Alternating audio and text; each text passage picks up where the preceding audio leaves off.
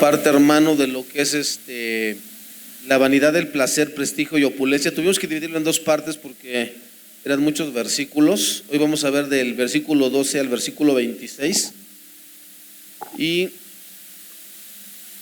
vamos a comenzar.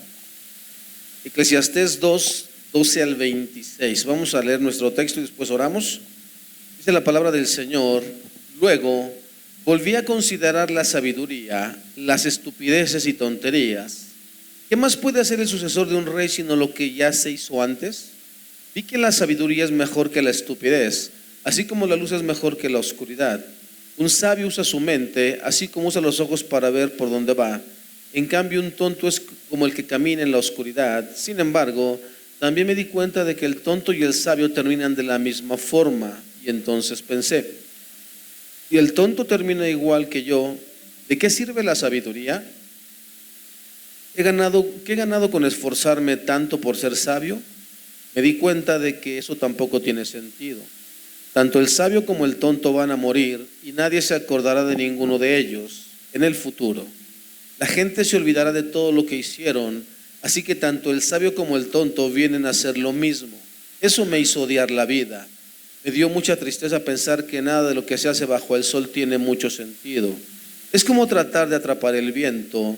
Odié todo el trabajo que había hecho bajo el sol, pues al fin y al cabo todo eso tendría que dejárselo a mi sucesor. Y pensé: ¿quién sabe si ese va a ser un sabio o un tonto? Y será dueño de todo lo que conseguí con tanto trabajo y sabiduría.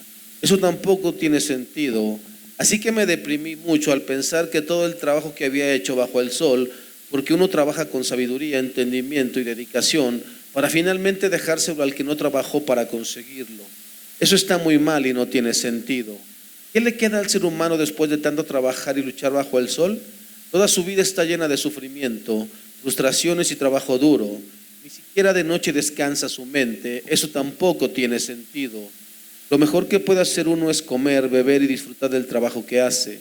También vi que esto viene de Dios, porque ¿hay alguien que haya tratado de disfrutar de la vida más de lo que yo lo he hecho? Además, Dios le da sabiduría, entendimiento y alegría a quien la aprueba. En cambio, al pecador Dios lo hace trabajar para que junte y acumule, para luego dárselo a quien Dios aprueba. Y por eso, acumular riquezas tampoco tiene sentido y es como tratar de atrapar el viento. Incline su rostro un momento, vamos a orar. Señor, te damos gracias en esta tarde, Señor. Te bendecimos, Padre, porque eres bueno, Señor, y que para siempre es tu misericordia.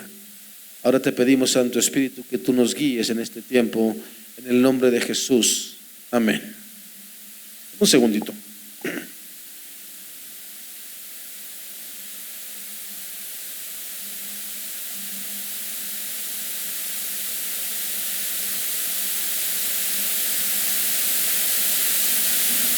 Ok,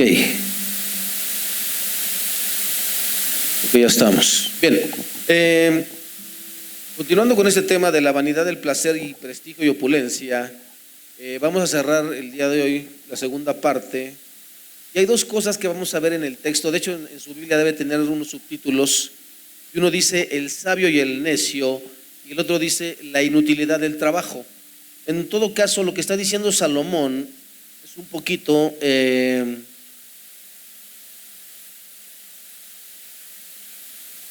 A ver, ahí creo que ya está. Lo que está diciendo Salomón es un poquito que a veces esforzarnos tanto, hermano, no va a producir una satisfacción real en nuestra vida, ¿ok? Usted puede tener sueños, de hecho todos tenemos sueños. Usted puede planificar muchas cosas en su vida. Por ejemplo, esta semana ya contamos con un nuevo matrimonio, ahora sí ya Zach y Jenny ya son señor y señora, ¿ok? Se casaron por el civil esta semana, ya nada más estamos esperando la boda religiosa ahora en junio, pero ellos delante de ellos ya son una nueva familia y entonces ellos tienen planes.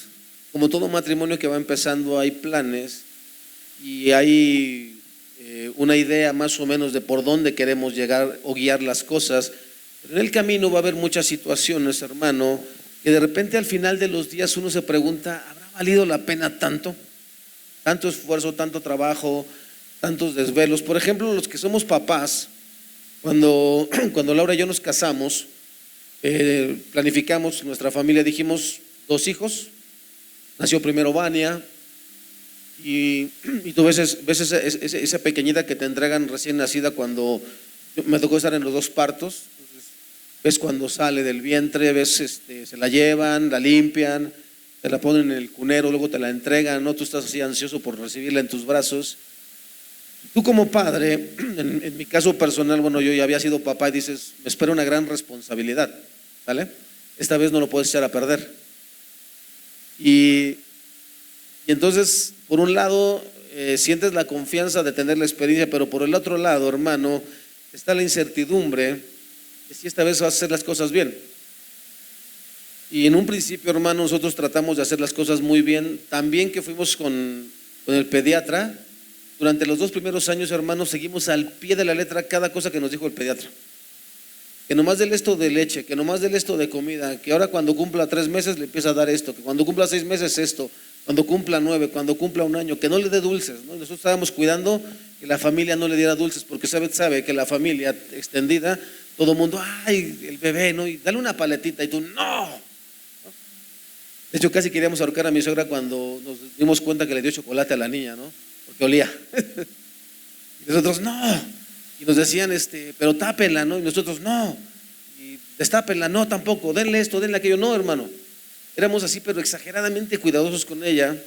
Y tan cuidadosos fuimos que cuando Elías nació, ella se nos convulsionó por temperatura. Y entonces te quedas pensando, ¿qué hice mal? ¿No? Seguía al pie de la letra las indicaciones del pediatra. ¿Qué está pasando? Porque nuestra hija nunca dio señales de nada. Hasta el día que nace Elías, ese día ella se convulsiona por temperatura. Y estaban sus 2 tías así, se espantaron, ¿no? Yo creo que nunca habían visto a un niño convulsionarse. Yo ya tenía la experiencia de ver a mi primer hijo, cuando cumplió 1 año mi hijo, se convulsionó por temperatura. Y entonces yo ya tenía la experiencia de saber que cuando a tu hijo se le dispara la temperatura, lo tienes que meter en agua muy fría o incluso hasta en hielo para bajarle la temperatura. Pero no estaba yo en ese momento, yo estaba en el hospital con mi esposa y con Elías. Cuando regresé, mis cuñadas estaban así, pero súper espantadas, y yo así como que tranquilas, cálmense, todo está normal, ¿vale? Pero una cosa es eso, hermano, y otra cosa es cuando se le repetían las crisis a mi hija. Y entonces te empieza a entrar miedo en el corazón que tu hija no vaya a salir epiléptica u otro tipo de cuestiones, porque eso es. Y nos dijo el pediatra, tengan cuidado con ella hasta cuando, después de los 10 años, ya es más difícil que ella presente algún otro cuadro. Entonces, hermano, cada que ella se enfermaba, éramos así, pero súper cuidadosos, y apenas si tenía tantita calentura, córrele. Métela en agua fría, a veces la niña así llorando, ¿sabes cómo son los hijos? Se le quedan viendo así con esa carita de ternura y llorando y diciendo, no papá, sácame, tengo frío, ¿no? Y tú, mi esposa mejor se iba, porque su corazón no aguantaba ver a la niña llorar, y yo tenía que aguantarme, hermano. Entonces a veces, tú dices, todas estas cosas que pasaste de niño, todos los desvelos, porque había veces que la fiebre no cedía, hermano, nada más no bajaba la fiebre. Y te daban las 5 o 6 de la mañana, y entonces, como por arte de magia, la niña se ponía bien. Y tú ibas al trabajo así todo desvelado, ¿no?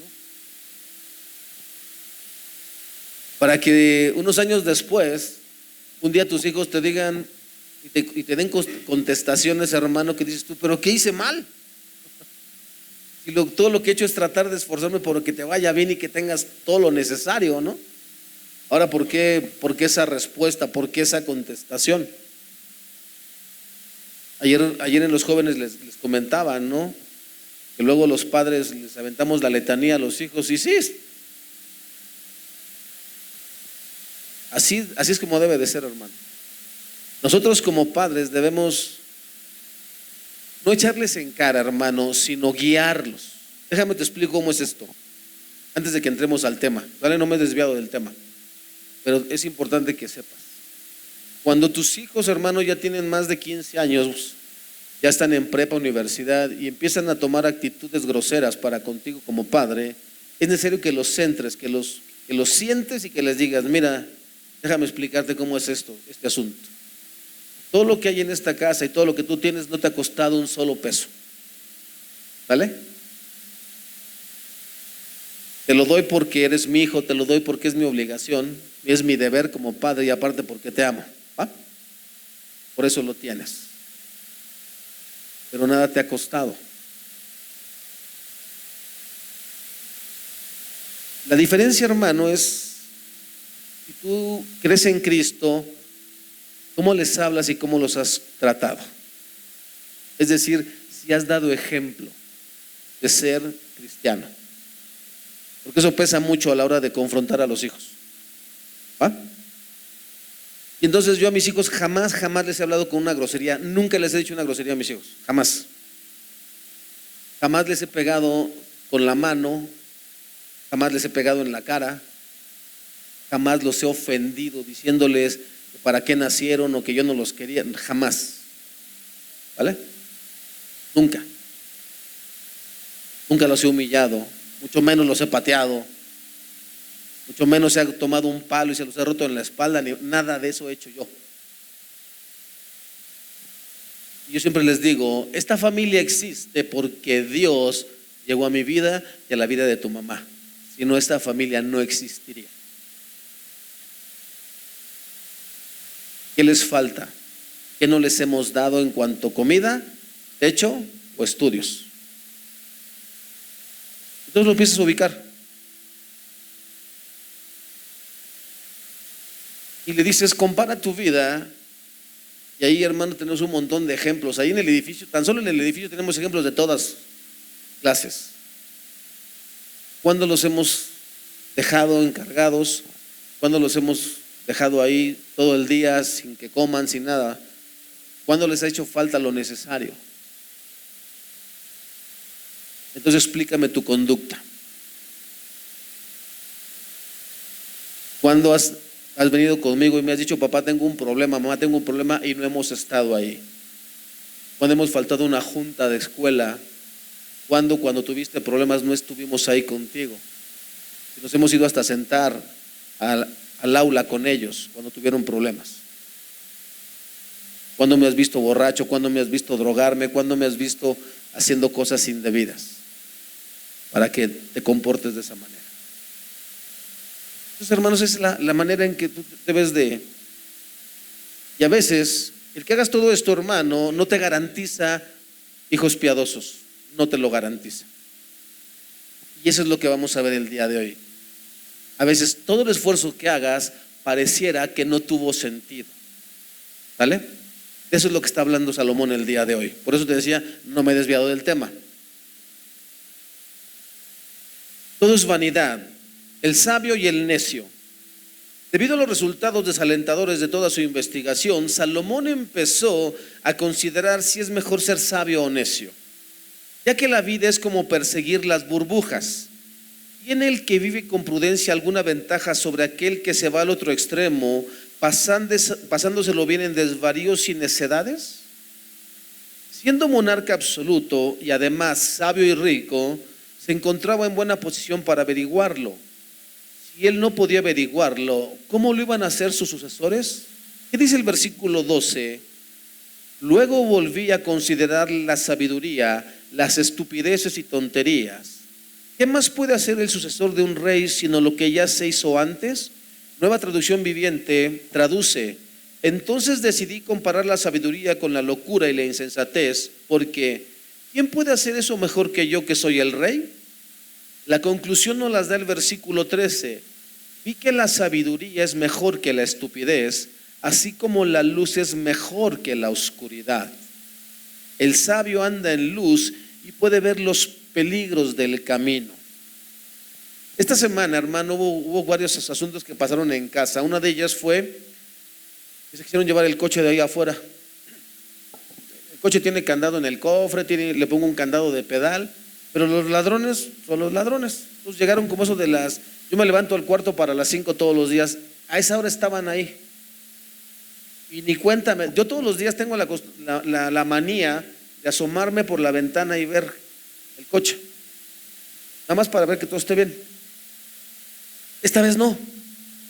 No sé qué pasó, pero yo me puse, luego ahí en la colonia hay problemas de agua, entonces a veces sacamos nada más el agua caliente de la regadera y lo demás lo llenamos con garrafones, o a veces calentamos todo de garrafones. Así que entonces le preparé el baño a mi hija y de repente suena la alarma. Y me asomo, hay alarma vecinal, y me asomo y veo que el coche está parpadeando, pero no sonaba. Y que le digo a mi esposa, es el de nosotros. Ya salí, ¿no? Ya había un montón de vecinos afuera. Y luego me mandaron los videos era un March azul, no se ven las placas, es lo malo, hermano. Y ahí donde está el arrastre, sacaron el taponcito, metieron la mano y desconectaron las bocinas. Entonces no iba a sonar nunca la alarma. Pero gracias a Dios, pues no pasó más que eso, ¿no, hermano? Entonces ya. Y luego en la semana mi hijo me dice, papá, ¿me das permiso de ir con mis amigos saliendo de la prepa? Vamos a ir al parquecito, ahí al Ciprés. Así, vamos ahí a cotorrear, ¿no? Ah, pues está bien, ve. Lo que no me dijo el chamaquito es que se iban a poner guantes de box y se iban a empezar a pegar. Eso no me lo dijo. Ya me dice su mamá, fíjate que así, luego, y ese muchacho, para empezar, no ve sin lentes, ¿vale? Yo nunca lo eduqué, hermano, yo sé romperme la cara en la calle, yo así aprendí desde niño. En el barrio tienes que romperte la cara, en la primaria tienes que romperte la cara, en la secundaria tienes que romperte la cara. Siempre me tuve que romper la cara donde quiera que fui. Pero la verdad a mí no me gusta el pleito, ¿vale? Y nunca le enseñé a mi hijo precisamente porque no consideré que un cristiano debe enseñarle eso a sus hijos. A mí me extraña, por ejemplo, que hay cristianos que dicen, mi hijo es boxeador. ¿Y eso qué tiene de gloria a Dios? Explíqueme usted a mí. Soy boxeador y le rompo la cara a otro deportista y con eso le doy gloria a Dios y doy mi diezmo, ¿no? Si gano $1,000,000, pues son 100,000 pesos. Yo como pastor, no sé campeón mundial, ¿no? Te pagan así muchos millones, me das mucha ofrenda, ¿no? Hermano, ¿usted cree que Cristo apruebe eso? ¿Que tú golpees a alguien? Para que seas, para que des para la obra del Señor. Es un hermano, no le da gloria a Dios. Mi hijo es campeón de taekwondo. ¿Y en qué le da gloria a Dios? Que golpees a otra persona. Aquí tuvimos un caso, hermano, de un hermano que de joven fue bofe, boxeador, para que me entienda, ¿vale? Y un día llegó y me dice, va a haber una pelea de veteranos, y que le digo, pues, ¿quieres ir a golpearte? Tu problema, yo no te lo autorizo. Yo como tu pastor no te lo autorizo, ¿vale? Y lo que anhelas es las glorias pasadas, por mí ve, rómpete la cara, pero aquí yo no te doy, o sea, yo no te permito eso. ¿Cómo me vería yo como pastor? Sí, rómpale la cara, sí, mi campeón. O sea, quiero que entiendas, hermano. Y mi hijo va y se calza los guantes y él no sabe. Yo le he visto, hermano, que él ve muchos videos en el celular de la lucha libre, y él se cree todo. Él piensa que eso es, él piensa que sí puede agarrar a las personas así. Y he tratado de explicarle, hijo, hay mucho de fantasía en la lucha libre, ¿no? Entonces él ve videos y ve así el box, ¿no?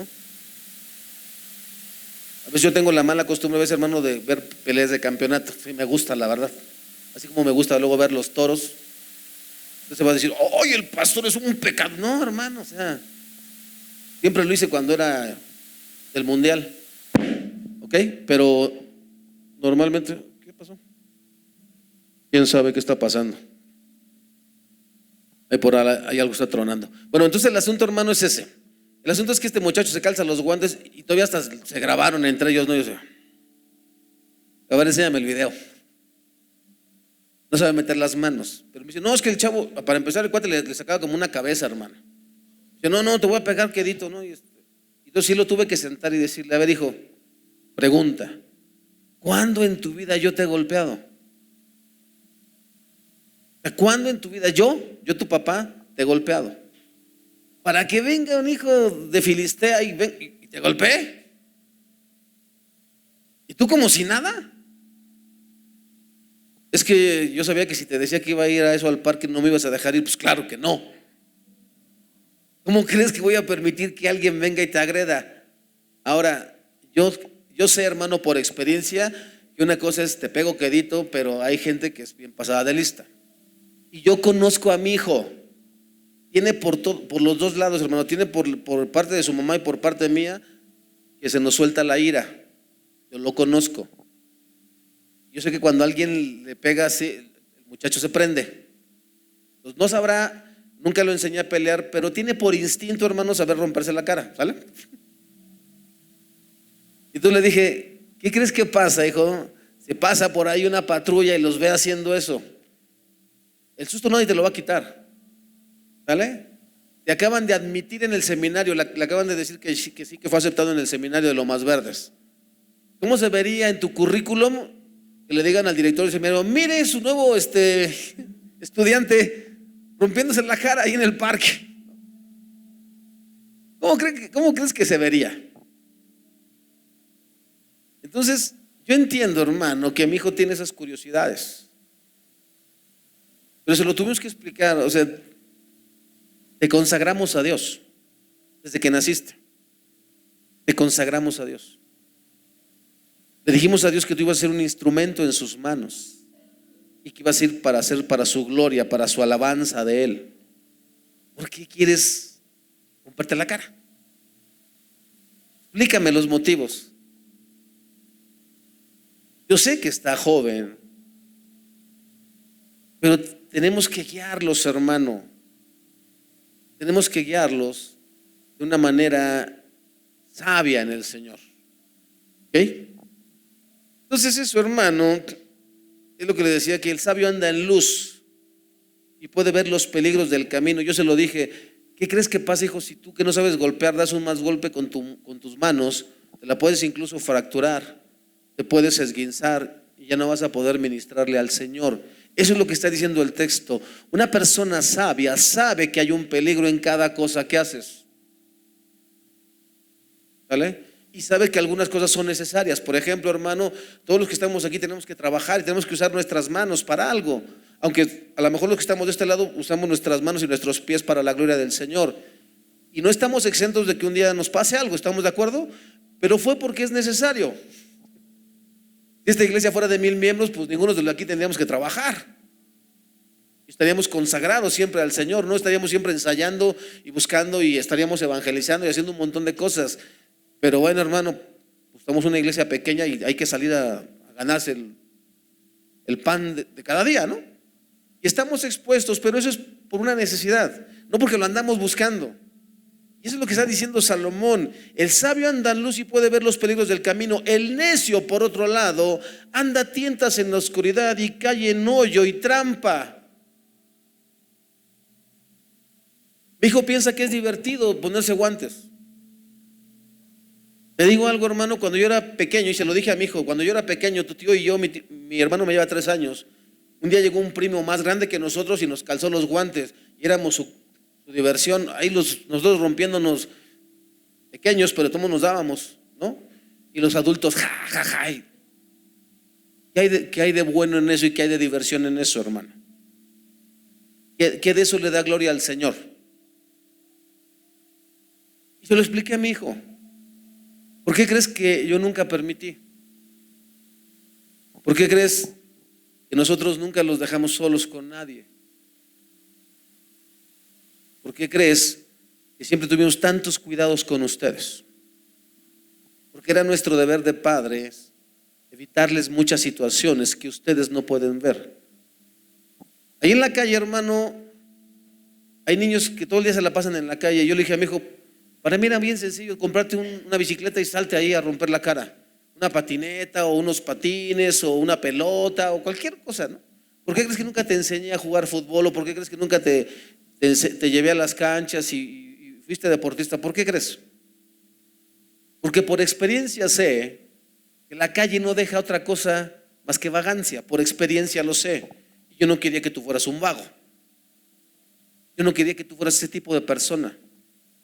Lo que quería es que ustedes fueran un tipo de persona diferente, alguien que le dé gloria a Dios con su vida. Si yo hubiera sabido que ibas a ser el nuevo Messi, te meto a entrenar desde niño, ¿no? Si yo hubiera sido que ibas a ser el nuevo Julio César Chávez, desde los 5 años te pongo a entrenar boxeo, ¿no? Pero la Biblia no dice eso, hermano. La Biblia dice: instruye al niño en su camino. Analiza para qué tus hijos son buenos. ¿Qué talentos ves en ellos? Como padres cristianos, ¿qué talentos ves en ellos? Bueno, por ahí llévalos, para que le den gloria a Dios cuando sean grandes. ¿Vale? Entonces, hermano, tuve que explicarle esas cuestiones a mi hijo, porque él está muy joven y todavía no alcanza a distinguir que lo que trato es de protegerlo. Le dije: al seminario donde vas a ir, ¿crees que les dejen calzarse los guantes? Al seminario donde vas a ir, ¿crees que van a estar pudiendo jugar luchitas? ¿O crees que les van a llamar la atención? Ahí donde vas a ir. ¿A qué crees que vas al seminario? No, papá, voy a... ¿No?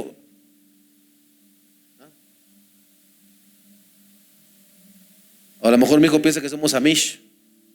Quiere su año de... ¿no? Quiere su año de perversión. Digo que los Amish nos mandan un año al mundo, ¿no? Dije: no, aquí no va a pasar eso. Entonces, hermano, el versículo 14 dice, nos para en seco el versículo 14. Mire, escuche lo que dice el versículo 14. Un sabio usa su mente, así como usa los ojos para ver por dónde va. En cambio, un tonto es como que camina en la oscuridad. Sin embargo, también me di cuenta que el tonto y el sabio terminan de la misma forma. Le vuelvo a repetir. Mi deber como padre es cuidar a mis hijos, ambos, ¿vale? Mi hija esta semana también, le digo que a esa edad tenga cuidado. De repente le habla a mi hija, a mi esposa: mamá, me voy a ir a la casa de una amiga porque un maestro dijo que ya no iba a haber clases y ya tenía que regresar a la escuela a las 2 de la tarde para un taller. Eran como las 11 de la mañana, no, 10:20 me parece. Y le dice mi esposa: háblale a tu papá. Fíjese cómo son habilidosos los hijos, ¿no? Vamos a hablarle a mi mamá porque mi papá segurito dice que no. Y me habla mi hija: papá, es que fíjate que así. Entonces, mi amiga vive, la compañera vive como a 10 minutos de la escuela. Perfecto. Nada más que cuando llegues ahí me avisas, avisa a tu mamá, me mandas tu ubicación en tiempo real. O sea, no tengo problema, yo confío en mis hijos. Ya cuando llegamos a la casa, pues los tuve que jalar a los dos, a ver, siéntense los dos, les explico, esto es así, tienes que pedir permiso para todo. Aunque tengas 20 años, aunque vayas a la universidad, aunque seas maestra, me tienes que pedir permiso mientras vivas en mi casa. ¿Vale? Cuando tú te vayas de la casa, haz lo que te pegue tu gana, ya no es mi responsabilidad, pero mientras vivas bajo mi techo, me tienes que pedir permiso. Entonces, hermano, ese es mi deber, pero eso no significa, hermano, que a mis hijos les pueda pasar cualquier cosa cualquier día. ¿Cuántos hemos sabido de un joven que tenía muchos talentos y a la vuelta de la esquina tuvo un accidente y se murió? ¿Cuántos chicos hoy en día toman una motocicleta como si fuera cualquier cosa?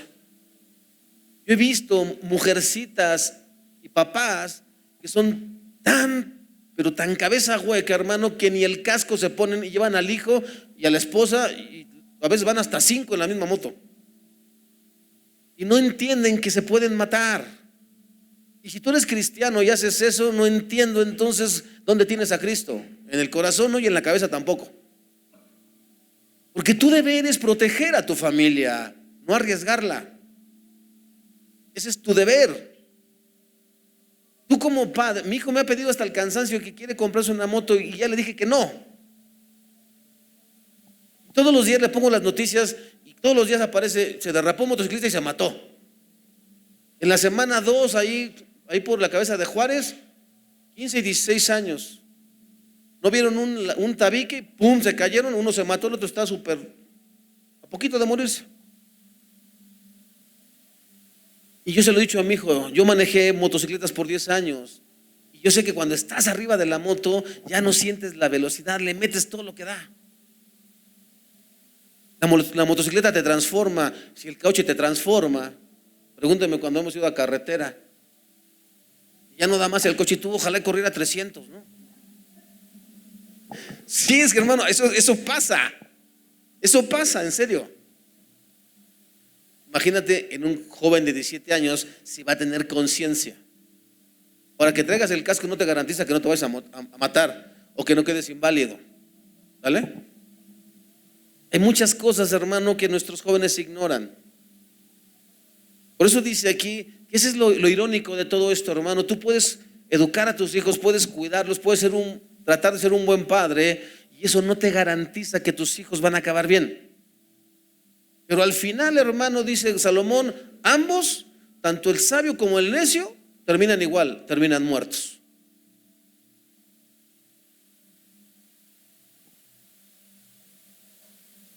Es muy drástico el texto, aun con la ventaja que puede tener el sabio, al final de ambos no hace diferencia. Ambos mueren y no hay cantidad de sabiduría que pueda detener o cancelar esa cita. Todos, hermanos, vamos para allá, todos.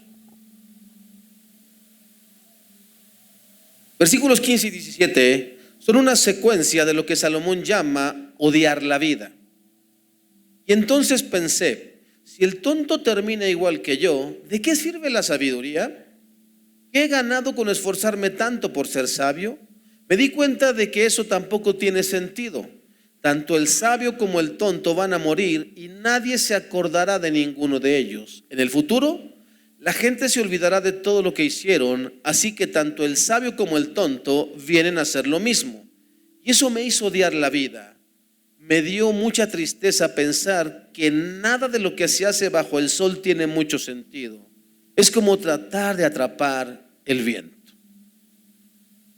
Salomón concluye que la única ventaja de la sabiduría es que alumbra el camino. Eso sí, hermano. La única ventaja que te da el ser sabio, o dijera el hermano Juan José el día de ayer a los jóvenes, es que cuando te haces viejo, te haces más paciente. Cuando te haces viejo, te haces más astuto, puedes prevenir muchas cosas que cuando eres joven no previenes. ¿Vale? Pero fuera de eso, hermano, no hay mucho que te aporte la sabiduría. Pero aparte de eso no es mejor, y por tanto, la búsqueda de la sabiduría es también un gran malgasto de esfuerzo. No importa qué tan sabias o necias hayan sido las personas, ambas serán olvidadas. Después de 1 o 2 generaciones, a lo mucho, será como si nunca hubiesen vivido. ¿Y la fama? La del sabio no es más larga que la del necio. Cuando mucho será como si nunca hubiera vivido. Cuando Salomón vio la escalofriante verdad de que la fama es efímera y el hombre es rápidamente olvidado, esto le hizo aborrecer la vida. ¿Quién de aquí se acuerda de sus padres y de sus abuelos? Y después de ahí, ¿de quién te acuerdas? Ahora, cada cuándo te acuerdas de tus padres y tus abuelos? Por ejemplo, yo a los únicos abuelos que conocí fue a mis abuelos maternos, a mi abuelo Antonio y a mi abuela Constantina. Y me acuerdo de ellos, a veces pasan años y ni me acuerdo de ellos. Me acuerdo, por ejemplo, de mi abuelo cuando soy enfermo, porque él se echaba limón y usaba el limón, el ajo y la cebolla para curarse. Por eso me acuerdo de mi abuelo, ¿no? Me acuerdo de mi abuela en algunas ocasiones cuando corrijo a mis hijos, ¿no? Les digo, si tú hubieras conocido a tu bisabuela Constantina, te hacían caminar derechito, hermano, en serio. Pero de ahí en fuera no me acuerdo de ellos, hermano. Y así, de gentes que conocí hace mucho tiempo, hermano, hay gente que me he olvidado de ellos. Por eso dice, hermano, que no importa qué tanto hayas hecho tú de bueno o de malo, a final de cuentas, se van a olvidar de ti. Te explico. Me acuerdo cuando mi padre murió, hermano, el día que mi padre murió, fuimos al sepelio. Yo no sé de dónde salió tanta gente que conocía a mi papá, porque fue mucha gente al entierro de mi papá. Los vecinos, me acuerdo que una vecina hasta le puso las golondrinas y yo así, órale, ¿no? Y tú veías a mi papá y que dijeras tú, era amiguero, no. Pero no sé por qué lo estimaron mucho ahí en la colonia. Yo me acuerdo que el día que murió me puse una chamarra de él, me quedaba pero enorme, unos lentes de él que me quedaban enormes, ¿no? Iba yo bien disfrazado. Y ese día me tocó ver, hermano, a un lado de donde estaban enterrados mi papá estaba otro sepelio, y una mujer se aventó hasta el hoyo. Mamá, no me dejes. Yo que me quedo así.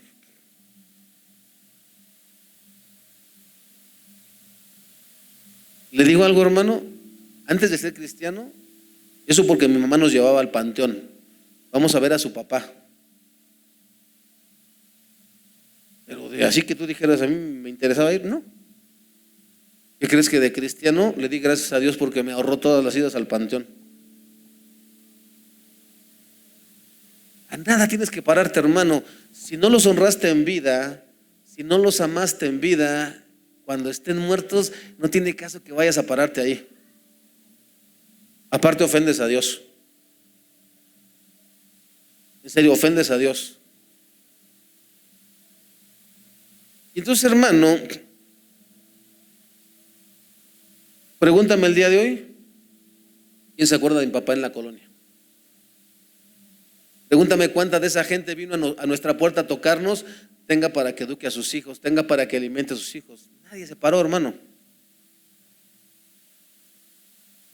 Serán olvidados. Serán olvidados.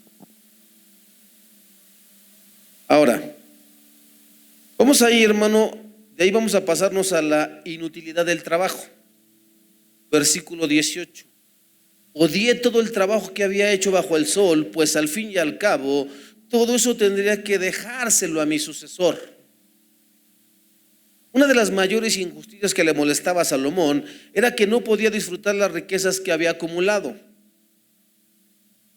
Un filósofo inglés de 1800, del siglo XIX, dijo, de nombre C.E. Stuart, escribió: la muerte es el gusano en la raíz del árbol del placer, echa a perder el placer y enfría el disfrute, porque corta al hombre justo cuando se iba a sentar después de años de fatiga para recoger el fruto de su labor. Le explico. Imagínese un hombre. Bueno, le voy a hablar yo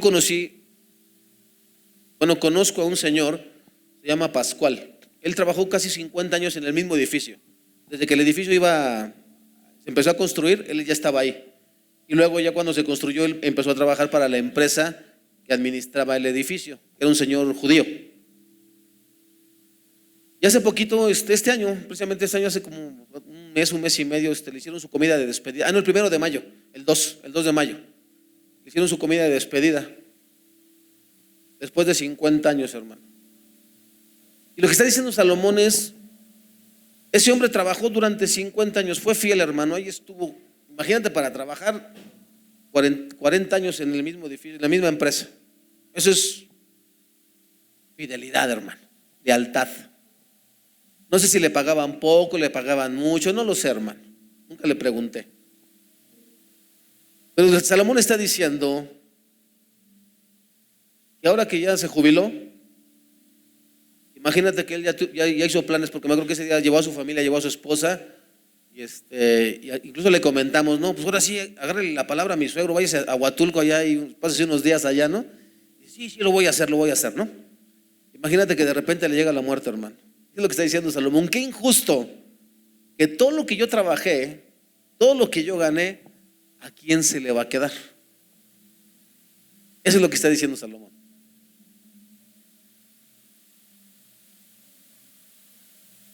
Y ha de dejárselo todo a su heredero. Y tal vez Salomón intuyó, profetizó acerca de lo que su hijo Roboam haría. ¿Se acuerda de Roboam, hermano? ¿Ya ha leído es Samuel, Crónicas y Reyes, o Reyes y Crónicas? Ahí se explica todo cómo fue el asunto este. Versículo 19, y pensé, ¿quién sabe si ese va a ser un sabio o un tonto? Y será dueño de todo lo que conseguí con tanto trabajo y sabiduría. Y eso tampoco tiene sentido. Lo exasperante de esta realidad es que tal vez su heredero no será sabio. Puede ser un derrochador, un tonto, un jugador, un vicioso, etcétera. Pero eso no quita que reciba la herencia. tendrá en su poder la disipación de una fortuna por la cual no se esforzó ni planeó. En efecto, lo que Salomón dijo en este versículo ocurrió años más tarde. Su hijo Roboam precipitó la caída del reino al no prestar atención a los ancianos. Le cuento, Salomón muere y entonces sube su hijo Roboam, y había otro hombre llamado Jeroboam, que un profeta le dice, parte el manto o la capa real y dice, toma 10 pedazos para ti y deja 2. Era Judá y algo más, ¿vale? Y entonces dice que eso era de parte de Dios, porque Salomón se apartó de Dios y entonces ese era el castigo por haberse apartado de Dios. ¿Va? Vienen al rey todos los demás de Israel y dicen, rey, aligéranos la carga que tu padre puso sobre nuestras espaldas. Y entonces va con los ancianos y les dice, ¿qué debo hacer? Y los ancianos le dicen, sería muy bueno que le hicieras caso a los ancianos. Si tú hablas bien a esta congregación, ellos van a servirte siempre. Pero Roboam desecha ese consejo y va con sus amigos, ¿no?, con los que se crió. Imagínate ser el hijo de Carlos Slim, el hijo de Donald Trump, ¿no?, el hijo de John D. Rockefeller, que no te costó nada, ya estaba todo hecho cuando naciste. Te criaste con lo mejor de lo mejor, la crema innata, fuiste a estudiar al extranjero y creciste con gente exactamente igual a ti. Y va y les pregunta, ¿qué debo hacer? ¿Qué cree que contestaron aquellos? No, tú eres el rey. ¿Cómo vienen estos plebeyos a pedirte? No, tú diles lo siguiente. Mi dedo meñique es más grueso que los lomos de mi padre. Mi padre los trató con azotes, yo los voy a tratar con escorpiones. Y le gustó más al muchachito consentido esa respuesta. Y eso fue lo que hizo. Y precipitó el reino de todos modos se lo iban a quitar, que eso quede claro. Pero él con su dicho precipitó la caída, porque cuando él le dice eso al pueblo, el pueblo dice, no tenemos nada que ver con el hijo de Isaí. No tenemos nada que ver con la casa de David, que se mantengan solos. Israel, a tus tiendas. Le dan la espalda.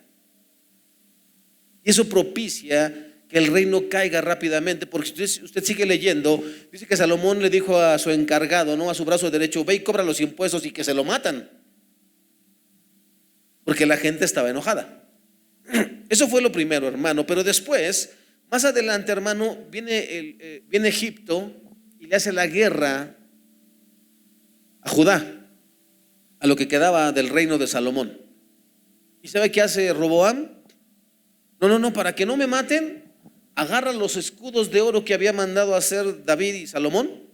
Estaban ahí en la casa del campo, creo que eran 300 escudos, algo así, de oro, grandotes, y se los dice a Egipto, llévatelos y también llévate todos los tesoros del templo.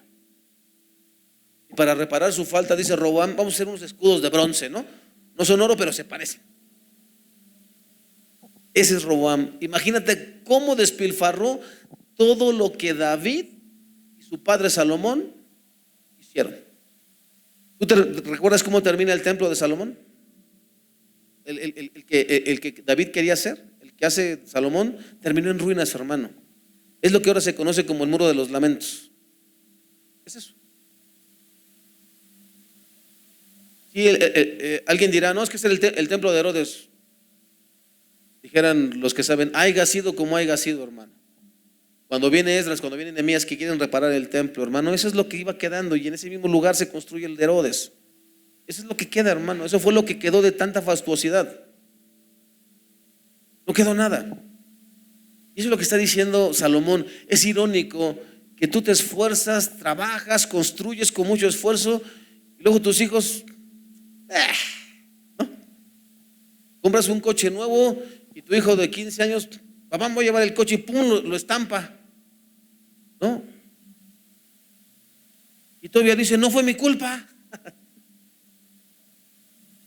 Al fin que tiene seguro, lo que el muchacho no sabe es toda la bronca que hay detrás del seguro. Lo que el muchacho no sabe, hermano, es que a lo mejor era el único coche que había y después ahora tienes que moverte como hora de la contingencia, ¿no? Doble no circula y ahí tienes que andar cazando taxis o andar pepenando peceros para moverte. Eso es, hermano, lo que a veces los hijos no comprenden, todo lo que invertiste. Los hijos piensan, solamente es dinero, y todas las horas de desvelo y trabajo, hermano, ¿quién te las paga? Los que somos padres aquí, tú sabes, ¿no? A veces hay que levantarse pero muy temprano, hermano. Y a veces hay que trabajar hasta muy tarde. Y a veces hay veces que las personas ni siquiera saben hacer las cosas y tú tienes que meter las manos para hacer las cosas. Y todo eso, hermano, a veces los hijos no lo valoran ni lo saben. Y por eso es que dice Salomón, ¿a quién se le va a quedar lo que yo hice? ¿Tengo garantías de que mis hijos lo van a valorar? Ahora, el sentir de Salomón, hermanos, se expresa en los versículos 20 y 21. Así que me deprimí mucho al pensar en todo el trabajo que había hecho bajo el sol, porque uno trabaja con sabiduría, entendimiento y dedicación para finalmente dejárselo al que no trabajó para conseguirlo. Eso está muy mal y no tiene sentido. La perspectiva de tener que dejar la riqueza y la labor de su vida a un sucesor indigno sumió al predicador en una honda tristeza y depresión. Nada tenía sentido. Es como cuando nadie reconoce tu esfuerzo y todo parece haber sido en vano. Lo que Salomón está expresando es que no es nada satisfactorio para alguien que se esforzó, trabajó, invirtió e incluso tomó sabias decisiones para lograr levantar un negocio o empresa. Ahora deba dejarlo a alguien que ni siquiera se enteró o aportó a conseguir dicha riqueza, sea quien deba quedarse con todo. Platico una historia, hermano. Hace muchos años yo trabajé para una empresa llamada Especialidades Bennett. Ellos eran una filial de Key Química, que es una empresa que está en Monterrey, la matriz. No sé si alguna vez has ido al Tox o a Cinépolis. Hay unas jaboneras que dicen Key. Esa empresa trabajé yo. Tiene una planta en Monterrey, hermano, ellos venden productos químicos. El papá, se apellida Herrera, no recuerdo el nombre del señor, pero el papá era un vendedor. No sé si era profesionista o no, pero él empezó vendiendo así una especie como de artículos para limpieza. El asunto es que este hombre logra crear una especie como de crema para los mecánicos. Ya es que los mecánicos se limpian con tiner o con gasolina después de trabajar. Y este hombre crea una especie como de crema que se le aplicaban y sin necesidad de echarte ni tiner ni gasolina te limpiaba las manos y no te arruinaba también la piel. Y entonces así empezó, vendiendo su cremita. Se fue haciendo de sus maquinitas y fue ahí. Y este hombre, ¿sabes lo que hizo? Todos sus hijos son los que ahora se encargan de la empresa. Tiene, no sé si 5 varones o 4, no recuerdo bien, no me acuerdo de todos, pero creo por lo menos 4 sí conocí yo. Y a todos les dijo lo siguiente: si tú quieres trabajar en la empresa familiar, debes entregarme un título. Si no, no puedes. Así, hermano. Y todos son ingenieros o licenciados en algo.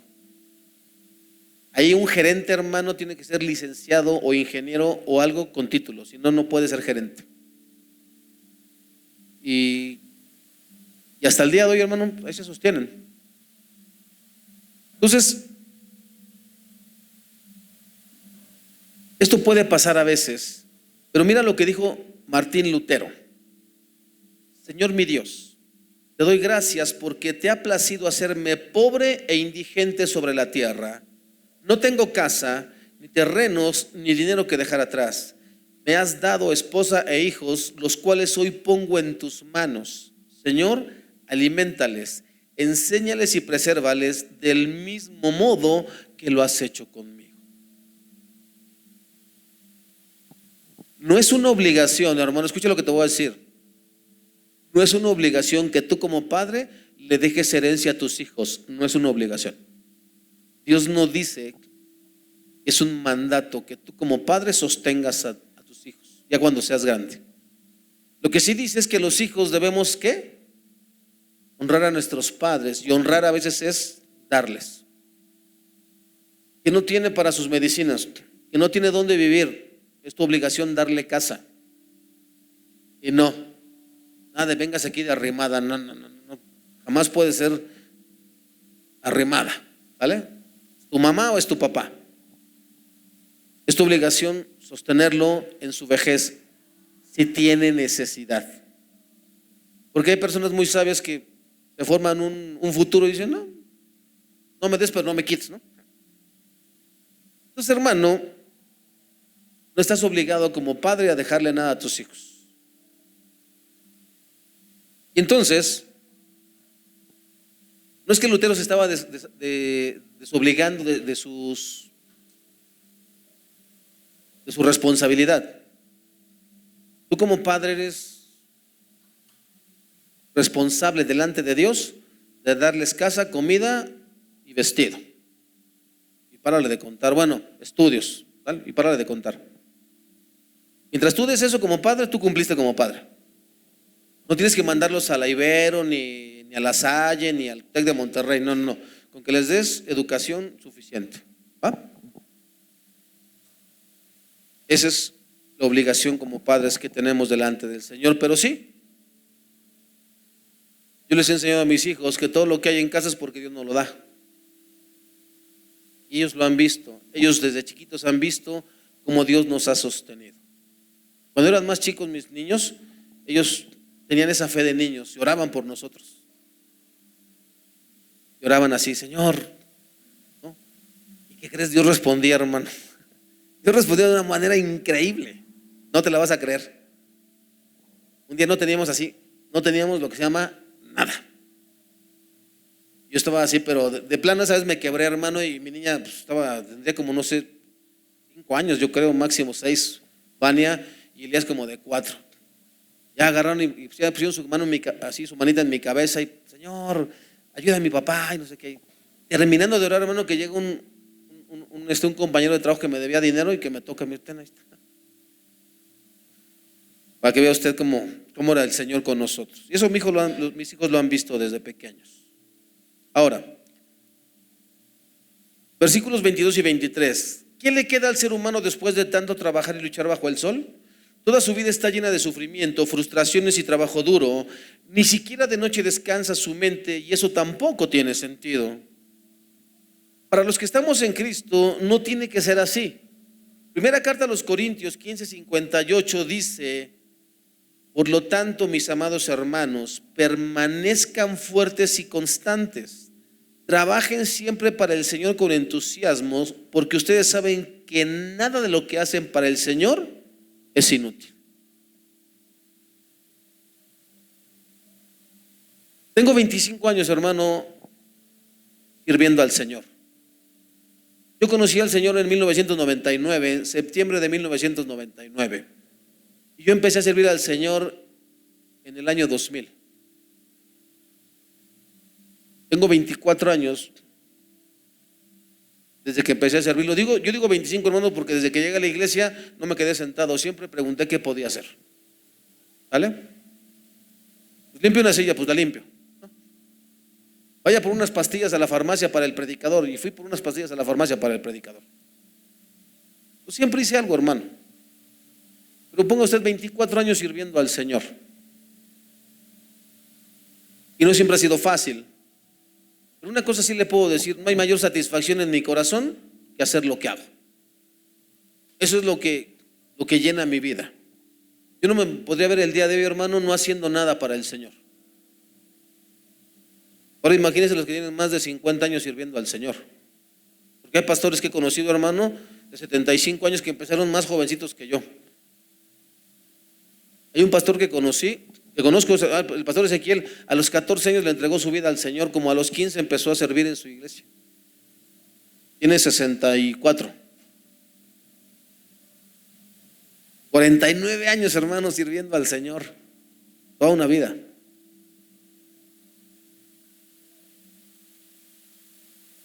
Así que no se canse, hermano, siga sirviendo al Señor.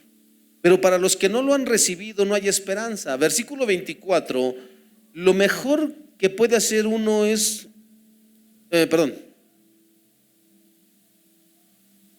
El versículo 24 de ahí de primera carta a los Corintios, hermano, capítulo 15 dice: lo mejor que puede hacer uno es comer, beber y disfrutar del trabajo que hace. Y también vi que esto viene de Dios. Salomón no está defendiendo la glotonería. Perdón, ahorita te doy el versículo, es 32, no 24. Salomón no está defendiendo la glotonería y el exceso de bebida, sino que se refiere a disfrutar siempre que sea posible de las cosas sencillas de la vida. El poder disfrutar de esas pequeñas cosas viene de la mano de Dios. Mire, no sé si usted tenga por costumbre como familia de repente hacer una carne asada. Eso es padrísimo, hermano. Vamos a juntarnos y vamos a comprar lo que sea, ¿no? Y vamos a pasarla bien. Eso, hermano, esos momentos que la vida te regala, si te los puedes pasar en familia y bien, es una bendición, hermano. De verdad es una bendición. Tengo la fortuna de haber conocido a mi esposa, y ella a su vez tiene la fortuna de la familia de mi esposa, mis suegros, ellos son muy dados a la convivencia familiar, todos. Cuando de repente llegamos a coincidir todos en Huatulco, hermanos, ya de todos los que estamos casados somos como 20, yo creo que ya somos como los 28, 26, 28 personas, ya vamos tirándole a los 30 más o menos, hermano. Llegas a un restaurante y hasta te da pena porque tienen que poner un montón de mesas para nosotros. Y es padre, hermano, convivir de esa manera, es padrísimo, ¿no? O cuando se hace una carne asada o esas cosas, pues siempre cada quien hace lo que le corresponda, ¿no? Y entonces, hermano, esos pequeños detalles, a veces del lado de mi mamá, a veces le doy gracias a Dios porque de un tiempo para acá mis hermanas son las que se han procurado hacer eso con la familia, no decir, bueno, es cumpleaños de alguien, vamos a celebrárselo, es tal día, vamos a celebrarlo, ¿no? Y también mis hermanas, gracias a Dios, saben cocinar, entonces de repente es bueno, ¿no? Que no tengas que llegar tú a hacer las cosas, ¿no? Sino ya va a estar todo listo ahí. Nada más hay que llevar hambre. Y entonces eso es padre, hermano, eso es padre. Y eso es lo que está diciendo Salomón. Lo mejor que puede hacer uno es comer, beber y disfrutar del trabajo que hace. También vi que esto viene de parte de Dios. Si tienes esa bendición, hermano, de tener familia y poder hacer eso, hazlo. ¿Vale? Y vamos a hablarle al tío, al primo. Tienes la fortuna y la bendición de poderte reunir todavía como familia, hazlo. Y tienes la fortuna, hermano, de poder salir de día de campo o irte de vacaciones, hazlo. Porque eso viene de parte de Dios. ¿Sale? A veces nosotros, hermano, cuando viajamos allá a Huatulco, tenemos la bendición de que hay pastores que ya nos conocen y, hermano, ya le está esperando su pescado a la plancha, ¿no? O a la talla. O, hermano, una paella. O, por ejemplo, hace 8 días, hermano, nos dejaron un chicharrón ahí en el refrigerador, hermano. Y eso, hermano, es una bendición. Esos son los pequeños detalles de la vida que está diciendo Salomón. ¿Cómo lo explica Pablo en primera carta a los Corintios 15:32? Cuando luché contra las fieras en Éfeso, ¿qué hubiera ganado si yo lo hubiera hecho solo por razones humanas? Si los muertos no resucitan, entonces comamos y bebamos, que mañana moriremos. Tú y yo hacemos las cosas, hermano, porque tenemos una esperanza. Tú y yo no nos vamos a morir mañana. ¿Vale? Lo más seguro es que Dios nos permite vivir muchos años, lo más seguro. Entonces, hermano, cada cosa que hagas, hazla de la mejor manera que puedas para el Señor. Te lo explico. No tendría sentido solo hacer cosas si no hay nada más después de esta vida. Versículo 25, porque ¿hay alguien que ha tratado de disfrutar de la vida más de lo que yo lo he hecho? Pregunta el predicador. ¿Alguien ha escuchado hablar de John D. Rockefeller? ¿Sabe quién fue John D. Rockefeller? Le comento, este hombre hizo el monopolio del petróleo. Hace muchos años, Este hombre fue un visionario. Si tú lees su biografía, este niño desde pequeño fue muy ducho para el dinero y logró juntar $50 en los años de los 1600, imagínate. O por ahí andaba, no sé, no recuerdo también, pero juntó $50, hermano. Y entonces un amigo de su padre necesitaba dinero y él le dijo: yo le presto mis $50, pero a tal tasa. Siendo un chamaco, ¿eh? Y así acumuló su fortuna. Y dice que su mente solamente siempre estaba viendo cómo ganar dinero, ganar dinero, ganar dinero, hermano. Escucha cómo acabó John D. Rockefeller. John D. Rockefeller tenía ingresos de alrededor de $1 millón semanales. Pero la dieta que sus doctores le permitían no costaba más que unos pocos centavos. Uno de sus biógrafos dijo que vivía a base de una dieta que hasta un mendigo hubiese despreciado. Pesando menos de 55 kilos, preparaba para desayunar una gota de café, una cucharada de cereales, otra de huevo y un bocado de carne del tamaño de un guisante. Era el hombre más rico del mundo, pero era incapaz de disfrutar su comida. Tú lees la biografía de John D. Rockefeller. El hombre tenía 50 y tantos años y se le cayó todo el cabello. Y tenía un aspecto de un hombre de 70 y tantos años. Eso es muchas veces lo que hace el dinero, hermano. Te mete tal presión, estás tan presionado por mantener el estilo de vida, por ganar tanto dinero, hermano. ¿Sabes que hay pastores, hermano, que han perdido sus congregaciones solamente por ganar dinero? Han matado a sus ovejas solamente por sacarles dinero. Han quebrado vidas espiritualmente al defraudar a sus congregaciones por dinero.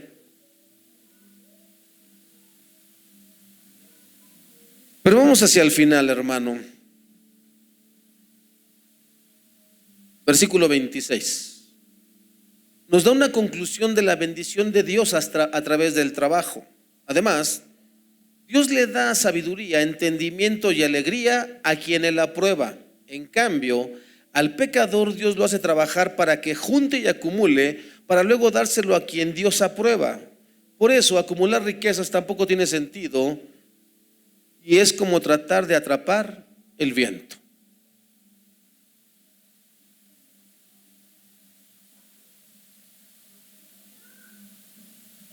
Por fin el predicador llega a la conclusión de un principio fundamental. Dios recompensa la justicia y castiga el pecado.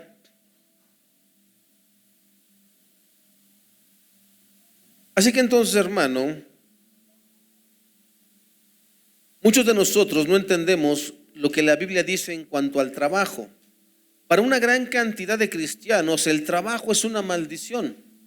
¿Sabes por qué, hermano? Porque leen mal. Génesis 3:17, fíjese lo que dice Génesis 3:17. Luego Dios le dijo al hombre: ya que tú obedeciste a tu mujer y comiste del árbol que yo te había prohibido, la tierra estará maldita por tu culpa. ¿Qué fue lo que maldijo Dios? La tierra, no el trabajo.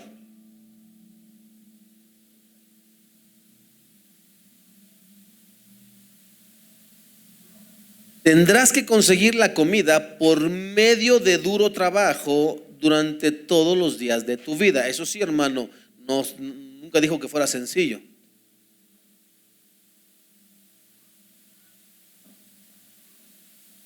Cuando ahí en el negocio de mi suegro no hay mucho trabajo, hermano, es bien padre, ¿no? Nomás voy a supervisar. Pero cuando hay que meter las manos, no te cuento, hermano, termino molido. Para empezar, la edad ya no ayuda, ¿sale? Y luego cada vez, cuando yo empecé a trabajar con mi suegro, tendría yo 30 y, déjame ver, del 2008, 38 años. Entonces, son unas torres enormes como de 26 pisos y tienes que bajar lavando los vidrios de las cocinas que dan a las escaleras de emergencia, hermano. Y en aquel tiempo pues era rápido, ¿no? Estabas chavo, entre dos era más rápido. El día de hoy, hermano, aunque bajes entre cinco, de todas maneras la bajada está, pero ya todo te truena. Todo te truena, hermano. Ya nomás ahí le haces al que le haces y ya cuando llegas a la casa no te cuento cómo llegas.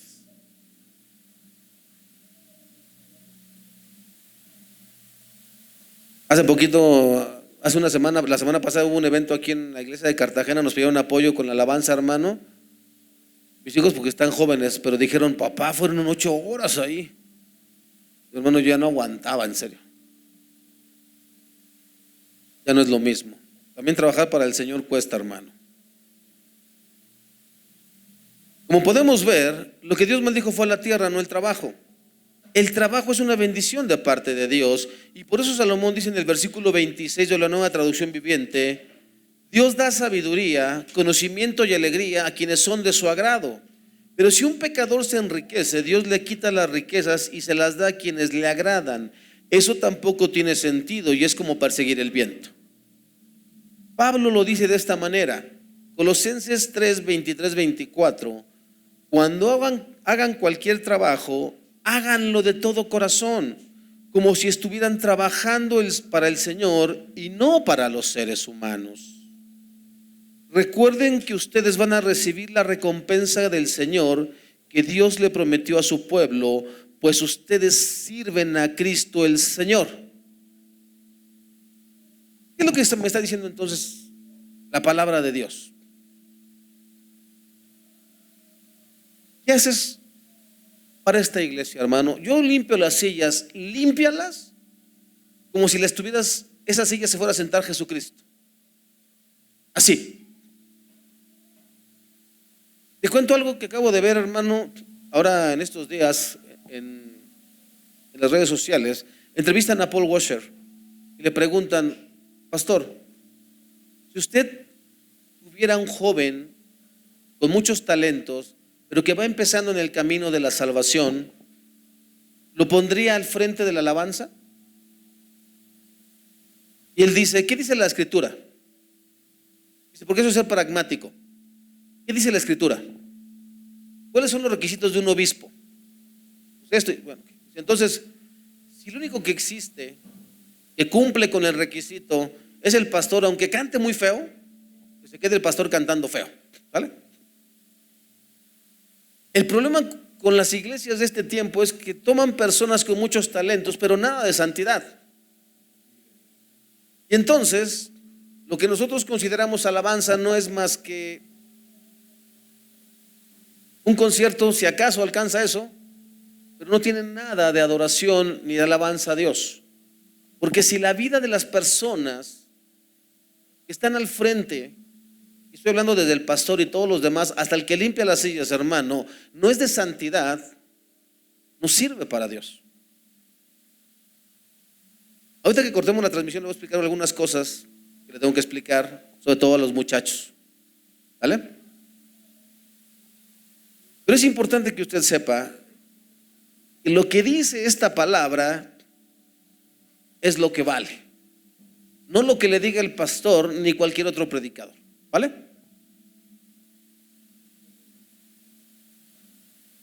Así que vamos a terminar. Así que lo mejor que nos puede pasar es agradar a Dios y tener la bendición de disfrutar de las pequeñas cosas de la vida, pues de nada sirve conseguir riquezas, fama y tantas otras cosas si Dios no está con nosotros. Salomón lo dice al final del versículo 26. Por eso, acumular riquezas tampoco tiene sentido y es como tratar de atrapar el viento, ¿vale?